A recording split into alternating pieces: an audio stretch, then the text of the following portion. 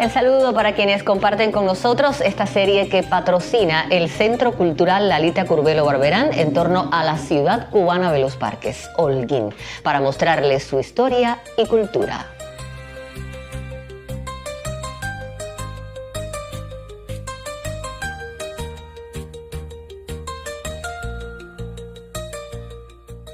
La historia cultural de la ciudad recuerda siempre que la primera voz importante de la poesía en la localidad fue la de una mujer, una singular poetisa de la primera mitad del siglo XIX que fatalmente muere a la temprana edad de 17 años, pero que felizmente nos dejó un libro de poemas de extraordinaria calidad.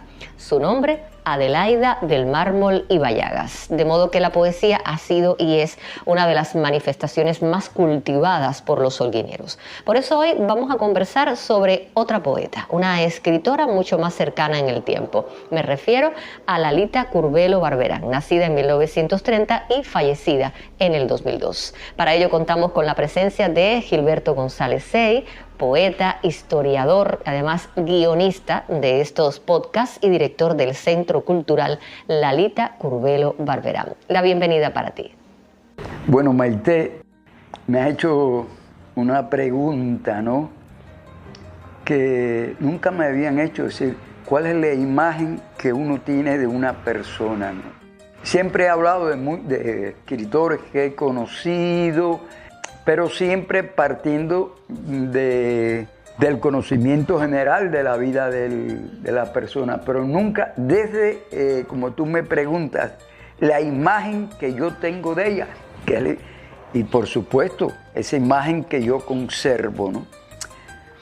Mira, la imagen que yo tengo de Lalita, en mi memoria, porque tuve la suerte de conocerla, de compartir la amistad con ella, de visitar su casa, de conversar y de compartir también actividades, lecturas que hicimos juntos y sobre todo el jubileo de la amistad con ella. Sí, yo conozco a Lalita desde que tenía 13 años.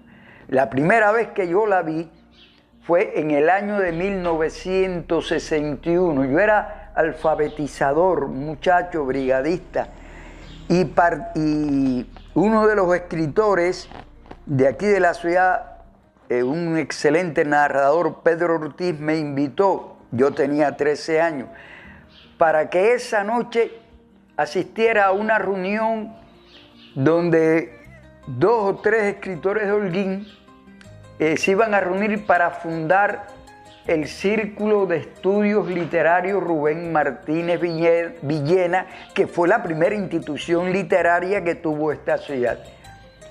Y yo recuerdo que allí estaba, por ejemplo, Paquito Francisco, el doctor Francisco García Benítez, un excelente poeta ya fallecido, que pertenecía a la generación de los años 30. Paquito tenía entonces allí como 60 y tantos años, ¿no?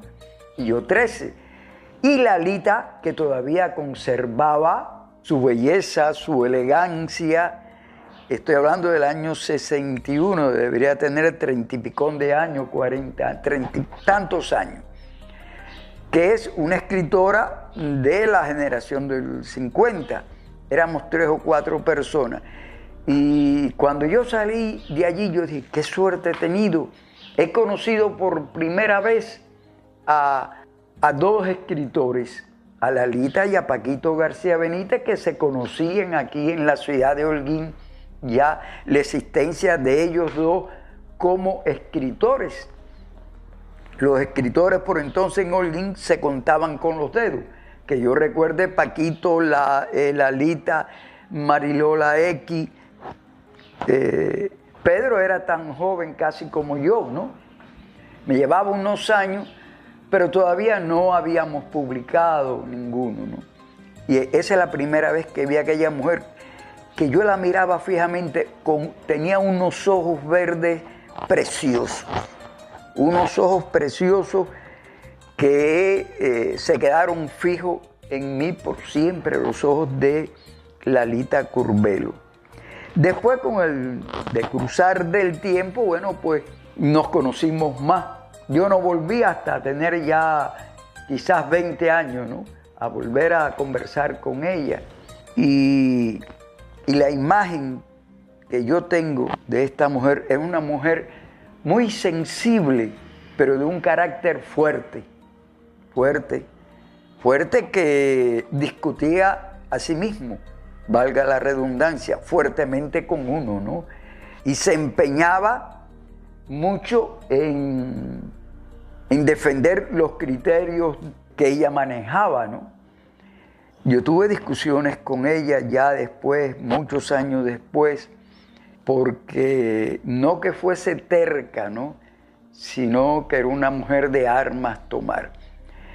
Mira, Lalita nació el 12 de febrero de 1930. 12 de febrero de 1930 y falleció 70 y pico de años, por ahí tenía 74 años creo, y falleció el día 28 de diciembre del 2002. Ella nace en un poblado cercano aquí a la ciudad que se llama San Germán. Su familia toda era de allí. Aquí tenía 2 tías, aquí en la ciudad de Holguín.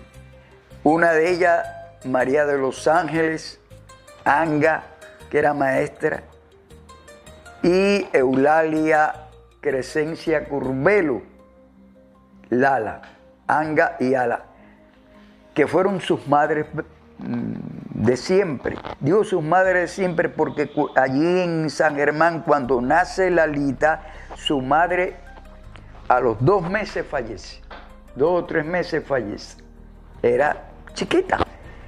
Y estas 2 tías, hermanas de su padre, que fallece 2 o 3 años después, deciden traer a la niña para Holguín. Y esas van a ser, ella siempre decía que esas eran sus tías madrecitas. Las 2 la criaron.